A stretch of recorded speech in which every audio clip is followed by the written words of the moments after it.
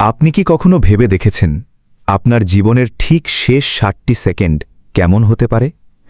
যে মানুষটি একটু আগেই আপনার সাথে হাসি ঠাট্টা করছিল, যে মানুষটা একটু পরেই হয়তো রাতের খাবার টেবিলে বসবে বলে ভাবছিল, তার বুকের ভেতর থেকে হুট করে শ্বাসটা কেন আটকে আসে?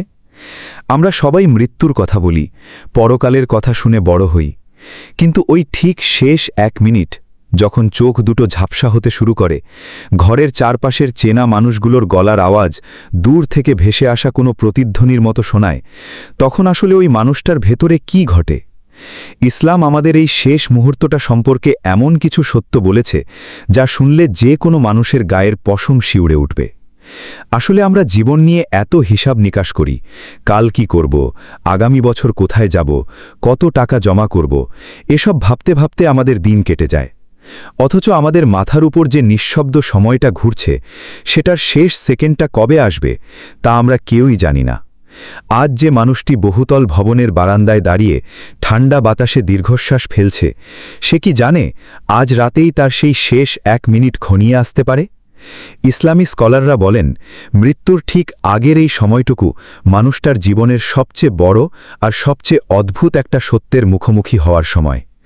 ডাক্তাররা হয়তো দেখেন চোখের মনি স্থির হয়ে গেছে, বুকের ওঠানামা বন্ধ হয়ে গেছে, হাতের পালস আর পাওয়া যাচ্ছে না, কিন্তু ওই মানুষটার আত্মার ভেতরে তখন এমন এক জগৎ খুলে যায় যা আমরা বাইরে থেকে বেঁচে থাকা মানুষগুলো কখনোই দেখতে পাই না। কথাটা খুব মন দিয়ে শুনুন। আমরা যখন বেঁচে থাকি তখন আমাদের চোখের সামনে একটা অদৃশ্য পর্দা টানানো থাকে। আমরা শুধু মাটির তৈরি এই দুনিয়া দেখি, আমাদের প্রিয়জনদের দেখি, টাকা পয়সা আর আলো ঝলমলে চারপাশ দেখি। কিন্তু মৃত্যুর ঠিক 1 মিনিট আগে যখন আজরাইল ফেরেশতা আসমানের ওপর থেকে আল্লাহর নির্দেশে নিচে নেমে আসেন, তখন মানুষের চোখের সামনের সেই পর্দাটা হুট করে টেনে তুলে নেওয়া হয়। চিন্তা করতে পারেন, আপনার চোখের সামনে এখন যা কিছু আছে, আপনার ঘর, আপনার ফোন, আপনার প্রিয় মানুষের মুখ, সব কিছু এক নিমেষে ঝাপসা হয়ে যাবে। আর আপনার সামনে ভেসে উঠবে এমন কিছু সত্তা যাদের আপনি জীবনে কখনো দেখেননি। মৃত্যুর ঠিক আগের এই মুহূর্তটাকে কোরআন ও হাদিসে বলা হয়েছে এমন এক সূক্ষ্ম সময় যখন মানুষ পুরোপুরি অবশ হয়ে পড়ে। তার মুখ দিয়ে কোনো কথা বের হয় না। সে চিৎকার করে পাশের মানুষটাকে বলতে চায়, দেখো আমার সামনে কারা এসে দাঁড়িয়েছে। সে হাত বাড়িয়ে তার মাকে, তার সন্তানকে কিংবা তার সবচেয়ে কাছের বন্ধুকে আঁকড়ে ধরতে চায়, কিন্তু তার শরীর তখন আর তার কথা শোনে না। আঙুলগুলো বরফের মতো ঠান্ডা হয়ে আসে, জিভটা যেন তালুর সাথে আটকে যায়। মানুষটা তখন চারপাশের সবাইকে দেখতে পায়। সে দেখে তার মাথার কাছে বসে মা কাঁদছে, স্ত্রী বা স্বামী হয়তো হাত দুটো ধরে কেঁদে আকুল হচ্ছে, ডাক্তার হয়তো বুকে চাপ দিয়ে নিঃশ্বাস ফিরিয়ে আনার আপ্রাণ চেষ্টা করছে। মানুষটা তাদের সব দেখে, সব শোনে, কিন্তু সে আর একটা শব্দও উচ্চারণ করতে পারে না। তার মনের ভেতর তখন কেবল একটাই ভয় আর হাহাকার কাজ করে, আমি তো তৈরি ছিলাম না, আমাকে আর মাত্র কয়েকটা মিনিট সময় দাও। পবিত্র হাদিসে এসেছে, মৃত্যুর ঠিক আগে ফেরেশতারা যখন অবাধ্য বা পাপী কোনো বান্দার সামনে আসেন, তখন তাদের চেহারা থাকে অত্যন্ত ভয়ঙ্কর। তাদের সাথে থাকে জাহান্নামের দুর্গন্ধযুক্ত কালচে কাপড়। আর যখন কোনো ভালো বান্দার শেষ মুহূর্ত আসে, তখন ফেরেশতাদের মুখ থেকে যেন চাঁদের মতো আলো ঠিকরে পড়ে।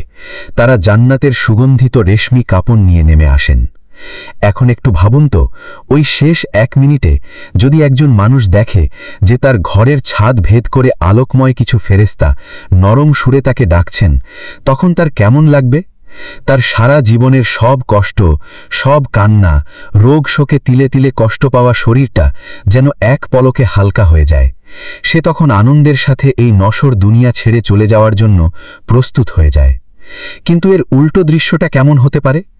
যে মানুষটা সারাটা জীবন আল্লাহকে ভুলে রইল, মানুষকে ঠকালো, সুদের টাকায় সংসার সাজালো, নামাজ কালামের ধারে কাছে গেল না, আজানের শব্দ শুনেও কানের হেডফোনটা আর খুলল না, তার শেষ ওই 1 মিনিট কেমন কাটবে? যখন ভয়ঙ্কর চেহারার ফেরেশতারা তার মুখের সামনে এসে দাঁড়াবেন, তখন তার চোখের কোণ দিয়ে গড়িয়ে পড়বে সবচেয়ে কষ্টের জল। সে বুঝতে পারবে এতকাল ধরে যে বাড়ি, গাড়ি, পদ, পদবি আর টাকার অহংকার সে করেছিল, তার কিছুই তাকে এই বিকট রূপের হাত থেকে বাঁচাতে পারছে না। সে তখন নিজের চোখের সামনে দেখতে পাবে তার সারা জীবনের সব ছোট বড় পাপের দৃশ্যগুলো। একে একে ভেসে উঠবে কার কার মন সে ভেঙেছিল, কাকে সে ঠকিয়েছিল, কোন কোন রাতে সে আল্লাহর সেজদায় মাথা না নুইয়ে হারাম কাজে ডুবেছিল। জীবনের শেষ 60টি সেকেন্ডে মানুষের মস্তিষ্কে এক অদ্ভুত তোলপাড় সৃষ্টি হয়। বিজ্ঞান বলে মৃত্যুর ঠিক মুহূর্তে মানুষের ব্রেন হুট করে খুব সক্রিয় হয়ে ওঠে, যেন জীবনের সব স্মৃতি একসাথে একটা সিনেমা হলের মতো চোখের সামনে চলতে থাকে। আর ইসলাম আমাদের হাজার বছর আগেই বলে দিয়েছে, এটাই হলো সেই সময় যখন মানুষের আমলনামা তার সামনে এনে ধরে রাখা হয়। সে নিজের জীবনের ভালো আর খারাপের হিসাবটা চোখের পলকে দেখে ফেলে। মানুষের প্রাণ কেড়ে নেওয়ার প্রক্রিয়াটা কিন্তু হুট করে 1 সেকেন্ডে হয় না। এটা শুরু হয় পায়ের নিচে থেকে। আস্তে আস্তে অনুভূতিগুলো মরতে শুরু করে। পায়ের পাতা দুটো কেমন যেন নিস্তেজ হয়ে পড়ে, তারপর হাঁটু, তারপর কোমর। মানুষটা অনুভব করতে পারে যে তার ভেতর থেকে কিছু একটা উপরের দিকে টেনে তোলা হচ্ছে। যেমন করে একটা ভেজা সুতির কাপড় থেকে পানি নিংড়ে নেওয়া হয়, ঠিক তেমনিভাবে তার প্রতিটা রগ, প্রতিটা হাড়ের জোর থেকে রুহটাকে গুটিয়ে আনা হতে থাকে। যাদের ঈমান মজবুত ছিল তাদের ক্ষেত্রে এই রুহটা বের হওয়া এত সহজ হয় যেন একটা সুন্দর পাত্রের উপর থেকে এক ফোঁটা পানি গড়িয়ে পড়ল। কিন্তু যাদের জীবন পাপে ভরা ছিল তাদের রুহটা শরীরের ভেতরে আতঙ্কে ছটফট করতে থাকে। সে বের হতে চায় না, কিন্তু ফেরেশতাদের শক্ত হাতের টানে শরীরের রগে রগে যে অমানুষিক যাতনা তৈরি হয় তা সহ্য করার শক্তি কোনো মানুষের থাকে না। আমরা প্রায়ই দেখি মৃত্যুর আগে মানুষ চোখ দুটো উপরের দিকে তুলে একদৃষ্টে ছাদের দিকে চেয়ে থাকে। আপনি কি কখনো খেয়াল করেছেন আপনার পরিবার বা চেনা জানা কারো মৃত্যুর সময় যদি কাছে থেকে থাকেন, তবে দেখবেন তাদের চোখ দুটো হঠাৎ করে স্থির হয়ে উপরের দিকে উঠে যায়। হাদিস শরীফে স্পষ্ট করে বলা আছে, রূহ যখন শরীর ছেড়ে আসমানের দিকে উঠে যেতে থাকে তখন মানুষের চোখ দুটো সেই রূহের চলে যাওয়াটা দেখতে থাকে। তাই চোখ দুটো উপরের দিকে স্থির হয়ে আটকে যায়, চোখের পাতা দুটো খোলা থেকে যায়, ঠোঁট দুটো সামান্য ফাঁক হয়ে যায়। কিন্তু ভেতরের মানুষটা তখন আর এই মাটির পৃথিবীতে নেই। সে তখন পৌঁছে গেছে দুই জগতের মাঝামাঝি একটা রহস্যময় দরজায়, যাকে ইসলামী পরিভাষায় বলা হয় বারজাখ। ওই সময়টায় মানুষটার কাছে হাত জোড় করে কাঁদা ছাড়া আর কিছুই করার থাকে না। সে যদি ফেরেশতাদের কাছে মিনতি করে বলে, আমাকে শুধু একটা বার আমার পরিবারের কাছে যেতে দাও, আমি একটু সেজদায় পড়ে তওবা করব, আমি আমার সব অন্যায় ফেরত দেব, ফেরেশতারা শুধু একটা কথাই বলেন, তোমার সময় শেষ হয়ে গেছে, তোমাকে যে জীবন দেওয়া হয়েছিল তুমি তা অবহেলায় হারিয়েছ। ঘরের ভেতরের মানুষগুলো তখন কাঁদতে কাঁদতে তাকে ঢাকা দেওয়ার জন্য একটা সাদা কাপড় খুঁজে আনে। কেউ হয়তো কান্না থামিয়ে ডাক্তারের কাছ থেকে মৃত্যুর সার্টিফিকেট নেওয়ার জন্য ছোটাছুটি শুরু করে। আর যে মানুষটার উপর দিয়ে এইমাত্র ঝড়টা বয়ে গেল সে নিঃশব্দে শুয়ে থাকে একটা কাচের পুতুলের মতো। তার মনের ভেতরের আকুতি, তার শেষ মিনিটের সেই ভয় আর হাহাকার কেবল ওই বন্ধ ঘরেই থেকে যায়, যা পৃথিবীর কোনো মানুষ কখনো শুনতে পায় না। জীবনের এই নির্মম সত্যটাকে আমরা যতই এড়িয়ে চলতে চাই না কেন, এটা একদিন আমাদের প্রতিটি মানুষের ঘরের দরজায় এসে কড়া নাড় দেয়। আজ আমরা হেঁটে চলে বেড়াচ্ছি, বন্ধুদের সাথে গল্প করছি, কত কত পরিকল্পনা করছি, কিন্তু কে জানে হয়তো কালকের সূর্যটা ওঠার আগেই আমাদের সেই শেষ 1 মিনিটের প্রহর গোনা শুরু হয়ে যাবে। যে মানুষটা শেষ মুহূর্তে আল্লাহর ভালোবাসা আর জান্নাতের সুসংবাদ পেয়ে হাসি মুখে রূহ সমর্পণ করতে পারে, তার মতো ভাগ্যবান আর কেউ নেই। আর যে মানুষটা ওই শেষ 60 সেকেন্ডে কেবল আফসোস আর আতঙ্কের সাগরে ডুবে মরে, তার মতো নিঃস্ব আর অসহায় এই মহাবিশ্বে আর কেউ হতে পারে না। পায়ের আঙুল থেকে যখন ধীরে ধীরে সেই ঠান্ডা অনুভূতিটা হাঁটুর দিকে উঠতে থাকে, হৃৎপিণ্ডের এক একটা স্পন্দন যখন দুর্বল হয়ে আসে, তখন চারপাশের দেওয়ালগুলো কেমন যেন দুলতে থাকে।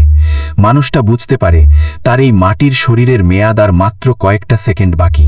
ঠিক এই মুহূর্তে যখন পায়ের আঙুলগুলো বরফের মতো জমে যায় আর বুকটা হাঁপড়ের মতো ওঠানামা করতে থাকে, তখন মানুষের মাথার ভেতর দুনিয়ার সমস্ত চিন্তা একদম শূন্য হয়ে যায়। যে সন্তানকে মানুষটা ভালোবাসার চাদরে মুড়ে বড় করেছিল, যে স্ত্রীর সাথে পার করেছিল জীবনের সেরা বছরগুলো, কিংবা যে জমি জমার দলিলে নিজের নামটা চিরস্থায়ী করতে চেয়েছিল, ওই শেষ মুহূর্তে এই কোনো কিছুর কথা তার আর মাথায় থাকে না। তার চোখের সামনে তখন কেবল ভেসে ওঠে একটা অদ্ভুত অন্ধকার, আর সেই অন্ধকারের ওপার থেকে আসা তীব্র আলোর রেখা।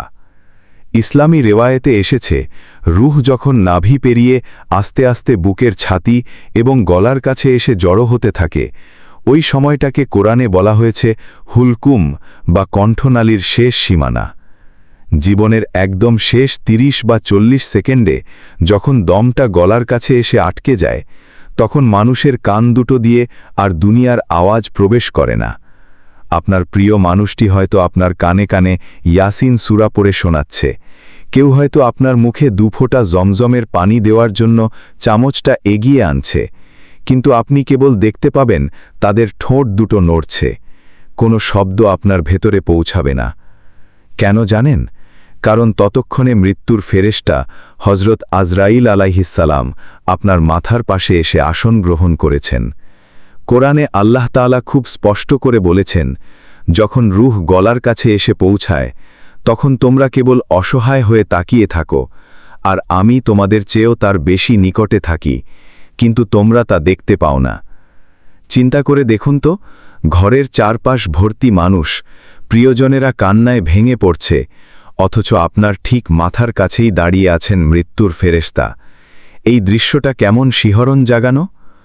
পাপী বা অবাধ্য মানুষের ক্ষেত্রে ওই সময় রূহটা যখন দেখে তাকে ধরে নিয়ে যাওয়ার জন্য জাহান্নামের কুৎসিত চেহারার দূতরা অপেক্ষা করছে, তখন সে আতঙ্কে নিজের শরীরের গভীরে লুকিয়ে যাওয়ার চেষ্টা করে। সে চায় রূহটা যেন ফুসফুসের ভেতরে, হৃৎপিণ্ডের পেছনে কিংবা হাড়ের মজ্জায় লুকিয়ে থাকে, কিন্তু কোনো লাভ হয় না। যেভাবে একটা ভেজা রেশমি কাপড় কোনো কাটা ঝোপের উপর ফেলে দিলে তা টেনে তোলার সময় কাপড়ের আঁশগুলো ছিঁড়ে টুকরো টুকরো হয়ে যায়, ঠিক তেমনিভাবে ওই শয়তানি আচরণ করা মানুষটার শরীর থেকে রগে রগে টান দিয়ে রূহটাকে ছিঁড়ে বের করে আনা হয়। ওই যে যাতনা, ওই যে অমানুষিক যন্ত্রণা, তা এতই ভয়ঙ্কর যে যদি দুনিয়ার মানুষ ওই যন্ত্রণার আর্তনাদ শুনতে পেত, তবে মানুষ হয়তো ভয়ে বেঁচে থাকাই ভুলে যেত। মানুষটার কপাল দিয়ে তখন ফোঁটা ফোঁটা ঠান্ডা ঘাম ঝরতে থাকে, চোখ দুটো কোটর থেকে যেন বের হয়ে আসতে চায়, ঠোঁট দুটো নীল হয়ে যায়। অথবা ভেবে দেখুন তো অন্য দৃশ্যটার কথা, যে মানুষটা সারা জীবন মানুষকে ভালোবেসেছে, নিজের ইচ্ছাগুলোকে চেপে রেখে আল্লাহর বিধান মেনে চলেছে, কাউকে ঠকায়নি, মা বাবার চোখে কখনো পানি আনেনি, তার শেষ 1 মিনিটের দৃশ্যটা কতই না সুন্দর। হাদিসে এসেছে, ভালো মানুষের কাছে যখন আজরাইল আলাইহিসসালাম আসেন, তখন তিনি অত্যন্ত নরম আর মমতাময় গলায় ডাক দেন। তিনি বলেন, হে পবিত্র রূহ, হে প্রশান্ত আত্মা, তোমার রবের ক্ষমা আর সন্তুষ্টির দিকে বের হয়ে এসো। এই ডাকটা শোনা মাত্রই মানুষের মনের ভেতর থেকে সমস্ত ভয় উবে যায়। সে যেন এক পরম শান্তির স্পর্শ পায়। যেভাবে পানির পাত্রকে একটু কাত করলে একটা পানির ফোঁটা অনায়াসে গড়িয়ে বাইরে চলে আসে, ঠিক তেমনি সুন্দরভাবে কোনো যন্ত্রণা ছাড়া তার রূহটা দেহ থেকে বেরিয়ে আসে। কিন্তু দুঃখের বিষয় হল, আমরা বেশিরভাগ মানুষই ওই শেষ 1 মিনিটের জন্য নিজেদের গুছিয়ে রাখি না। আমরা ভাবি, বয়স তো এখনো অনেক বাকি, বুড়ো হলে তওবা করব, শেষ বয়সে গিয়ে একটু নামাজ কালাম পড়ব, ভালো মানুষ হয়ে যাব। কিন্তু মৃত্যু কি কোনো বয়সের হিসেব মেনে আসে?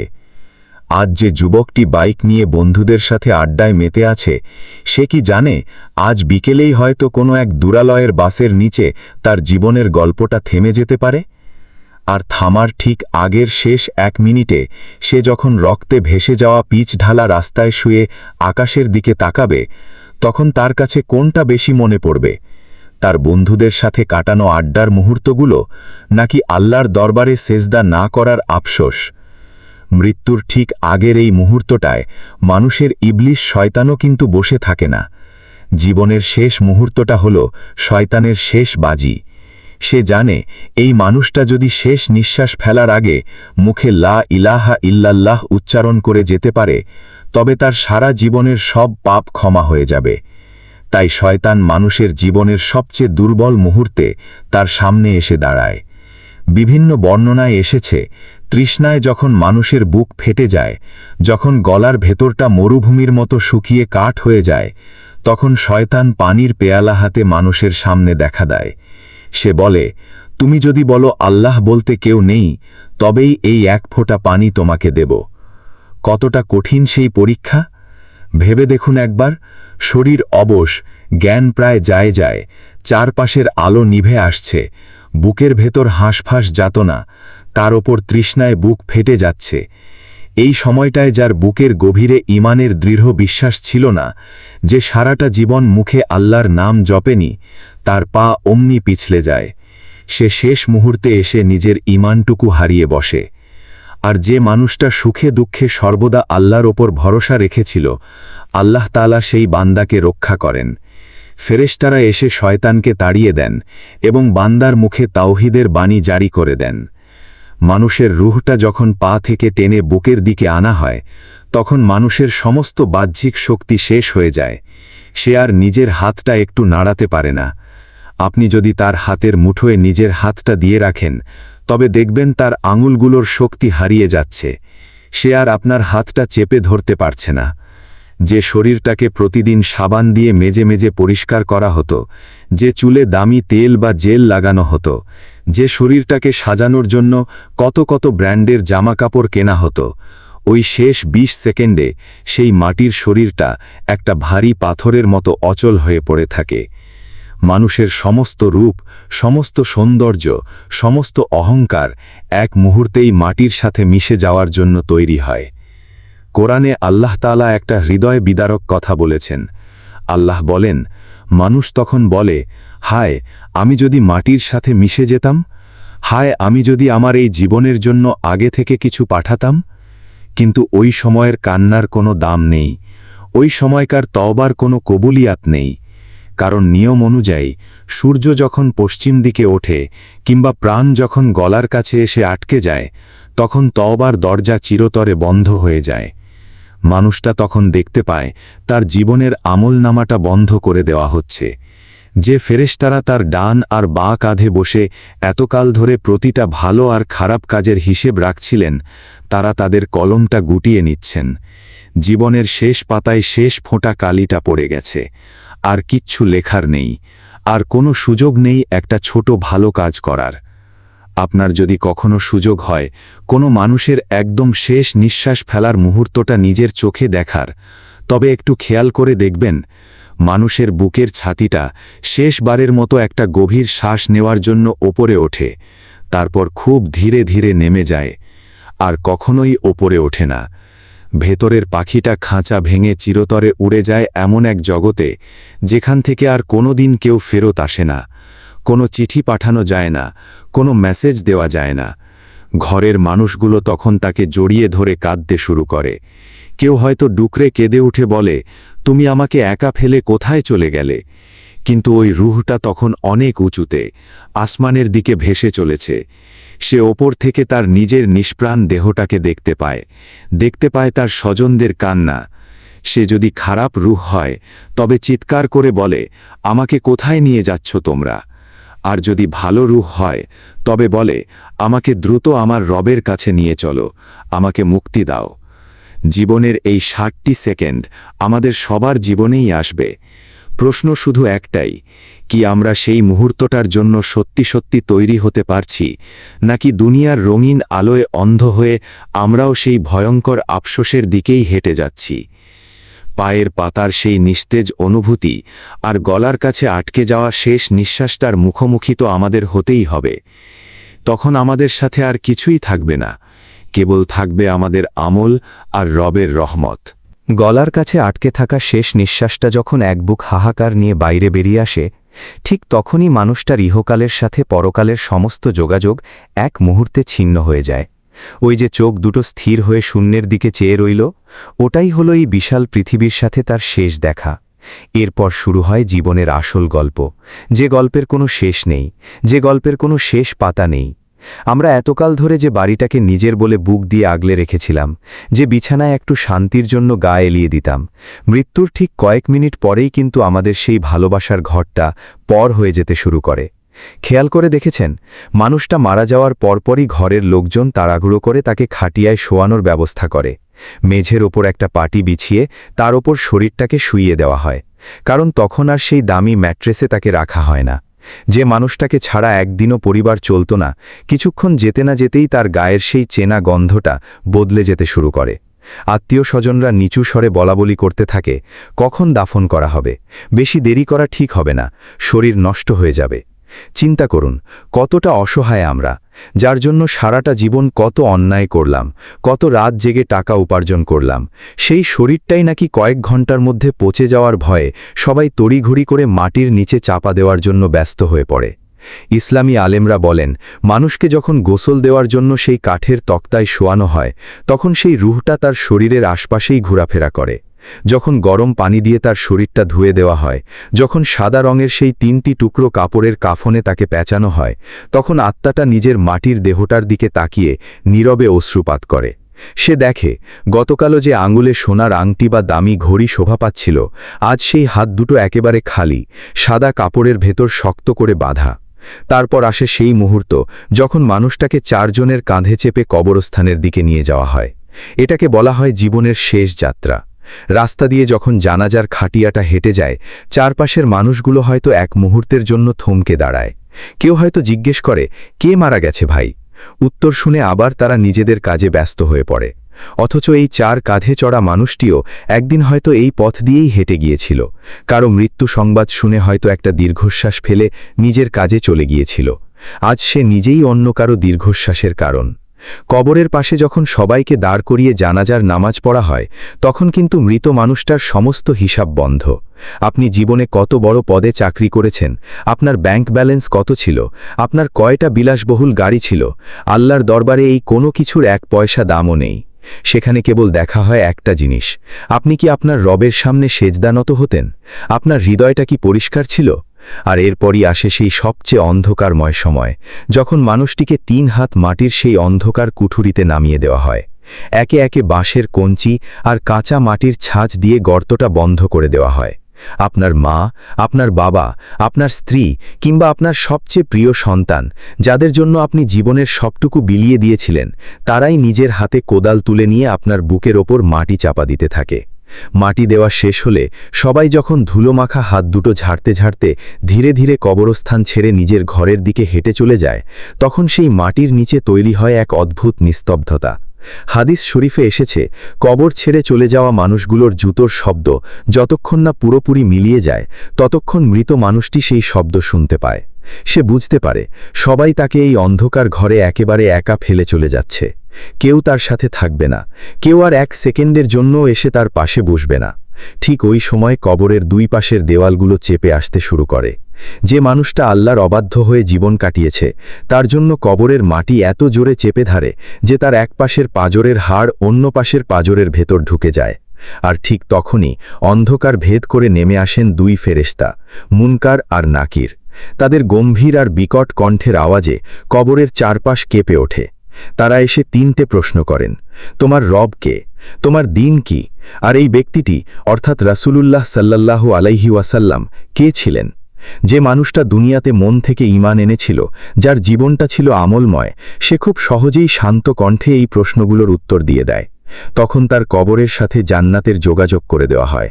জান্নাত থেকে সুবাসিত বাতাস আসতে থাকে, আর তার কবরটাকে যতদূর চোখ যায় আলোয় ভরিয়ে দেওয়া হয়। কিন্তু যে মানুষটা সারা জীবন ইসলামকে অবহেলা করেছে, সুদের টাকায় পেট চালিয়েছে, পর্দা পবিত্রতার তোয়াক্কা করেনি, লোক দেখানো জীবন চালিয়েছে, সে হাজার চেষ্টা করলেও ওই 3 প্রশ্নের উত্তর দিতে পারে না। সে কেবল তোতলাতে তোতলাতে বলে, হায়, আমি তো কিছুই জানি না, আমি মানুষকে যা বলতে শুনতাম তাই বলতাম। তখন তার ওপর শুরু হয় কবরের সেই বিভীষিকাময় আযাব, যা কিয়ামত পর্যন্ত অবিরাম চলতে থাকবে। ভাই ও বোনেরা, আমরা প্রতিদিন কত ভিডিও দেখি, কত সময় নষ্ট করি, কিন্তু আজ যে গল্পটা আপনারা শুনলেন, এটা কোনো বানানো কাল্পনিক গল্প নয়, এটা আমাদের সবার আগামী দিনের সত্য। আপনি মানুন আর না মানুন, এই মাটির বিছানায় আমাদের সবাইকে একদিন শুতেই হবে। আজ আপনার হাতে সময় আছে, বুকে নিঃশ্বাস আছে, চোখে আলো আছে। আজকের এই মুহূর্তটাকে অবহেলা করবেন না। আসুন না, আমরা নিজেদের ভুলগুলোর জন্য আল্লাহর কাছে খাঁটি মনে 1 ফোঁটা চোখের জল ফেলে ক্ষমা চাই। প্রতিটা দিনকে জীবনের শেষ দিন মনে করে ভালো কাজ করার চেষ্টা করি। অন্তত আজকের রাত থেকেই নামাজটা নিয়মিত পড়া শুরু করি। যদি এই কথাগুলো আপনার মনের কোথাও একটু হলেও নাড়া দিয়ে থাকে, তাহলে ভিডিওটিতে একটা লাইক দিয়ে চ্যানেলটি সাবস্ক্রাইব করে রাখুন এবং কমেন্টে অন্তত একবার আলহামদুলিল্লাহ বা আপনার মনের অনুভূতিটা লিখে জানান। আপনার একটা শেয়ার হয়তো অন্য কোনো বিভ্রান্ত মানুষকে আলোর পথ দেখাতে পারে, তার তওবার কারণ হতে পারে। আল্লাহ আমাদের সবাইকে হেদায়ত দান করুন এবং ঈমানের সাথে শেষ নিঃশ্বাস ত্যাগ করার তৌফিক দিন। আমিন।